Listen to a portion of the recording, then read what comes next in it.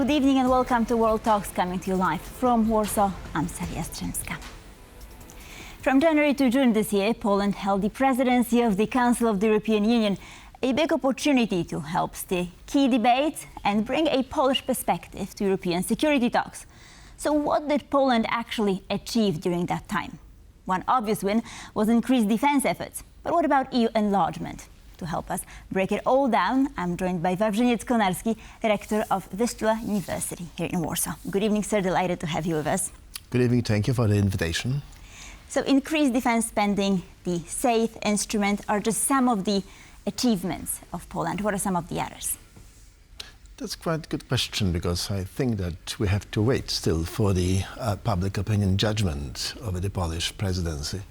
Definitely we are at the moment witnessing some enthusiastic announcements from the ruling parties as far as our presidential position within the EU is concerned, or has been, let's say, utilized in this way. But frankly speaking, I think the public opinion should give this judgment after a certain time. Definitely Poland has been having this type of activities within very complicated time for Europe, not only for Europe, and this is something which is absolutely sort of the truism. But on the other hand, I think some of the initiatives which have been undertaken and declared, as far as I recall, it was called as the 7 pillars of the European security, because security is something which matters mostly in this time. I think this security includes, in fact, not typical understanding of the military affairs, fortunately, but security in terms of the health, and security in terms of the protection of the border.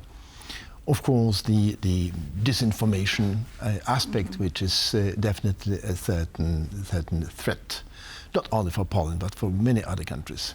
But the most important, I think, is the fact that Poland shows a sort of the trace, a sort of the pathway for the other countries what to do within these specific and very complicated circumstances. And Denmark, as far as I know, is going to adopt the Polish measurement or the Polish perception of the tasks which we declared to perform. But this is one aspect, more or less, I wouldn't say theoretical, but it's an aspect which is something which can be called as the certain readiness to show off, to show to the rest of the European countries Polish efficiency and effectiveness. But on the other hand, I must frankly say, because I'm a researcher, fortunately, I'm not a politician, so my judgment is a bit skeptical about some of the aspects, especially about the different types of the grassroots initiatives which have been undertaken. Right. So let's first concentrate on the positives. Okay. And speaking of feedback, I have a quote here from Elsa von der Leyen, who said, "Your presidency has been difficult, but you have made it." As you've mentioned, the times were challenging. But let's take a look at some of the policies, perhaps. Let's zoom in on them, right? East Shield, for instance. Now, of course, the East Shield is something which has been, let's say, implemented in certain way. But, my skepticism about some of the aspects is included in the fact that the potential battlefields will be also not, I think, on the ground, but they will be done in most cases, I'm afraid, in the type of the cyber attacks, which means, we should, of course, arrange this type of the East Shield, which is something which may defend not Poland only, but also the countries which are located closely to us and the rest of Europe. But on the other hand, we should also concentrate, having this East Shield, on the well-planned and effective protection of the military weapons, which we have to do that. And we have to have it, of course, in order to feel ourselves to be safe. So the East Shield is something which is sort of the initiative and definitely investment for the security of the entire Europe, not only Poland. But Poland, of course, has a special geographical, or even be more precise, geopolitical and geomilitary position. So from this point of view, something has been begun, but on the other hand, I think it will be continued.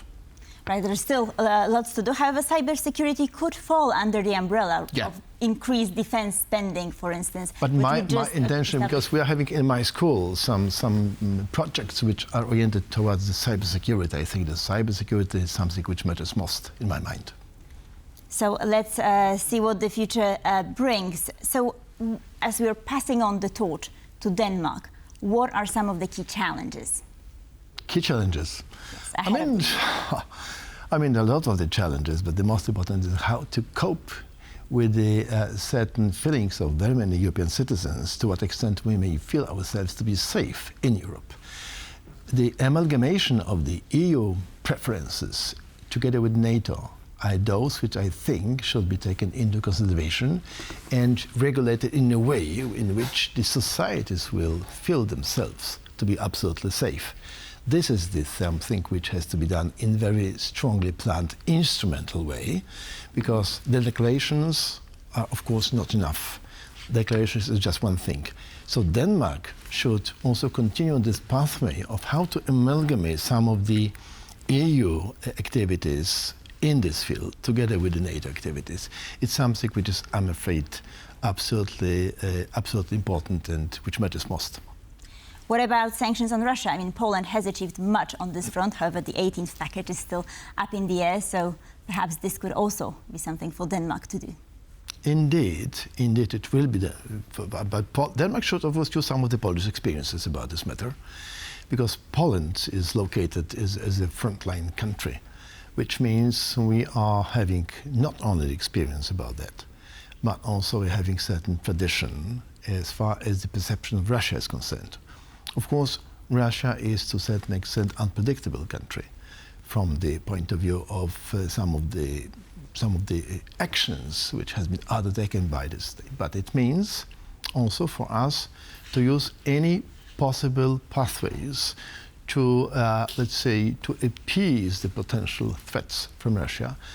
Instrumental things is something which again matters most, because I think that if we adopt certain tools, for instance, how to regulate these East shields in the concrete time after Poland stops to be, of course, the leader in the EU, and will be ready, Poland, of course, to give some good advices to Denmark, and I think Denmark should take into consideration what are our experiences for sure.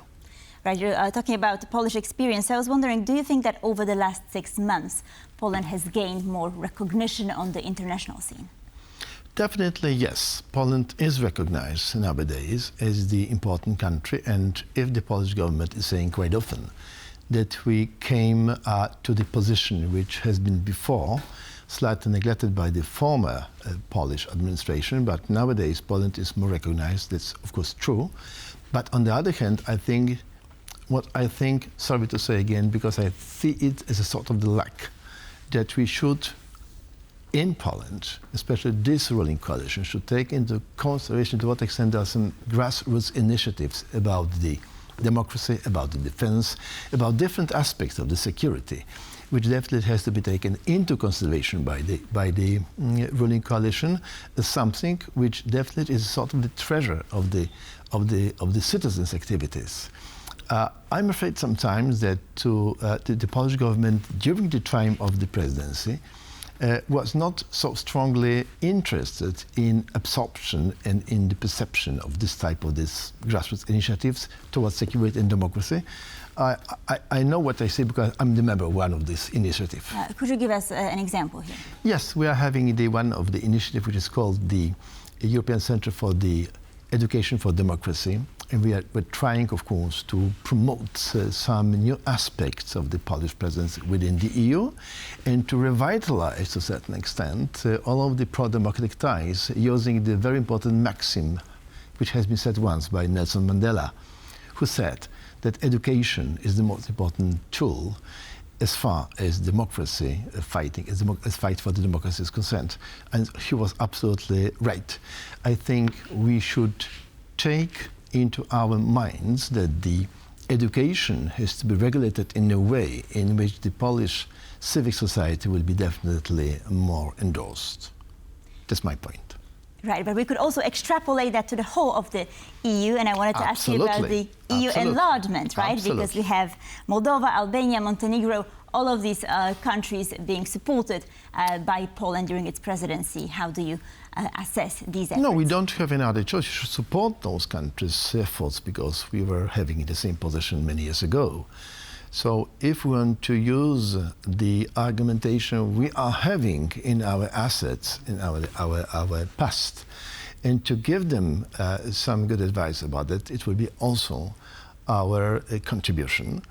And I think the most important nowadays is to think in a European way, which means to provide a certain space which, by the absorption or admission of new countries, may be definitely sort of the prerequisite for the further security and safety of Europe. And let me also ask you about Ukraine, as the country is still in the pipeline to join the EU. How do you gauge these efforts?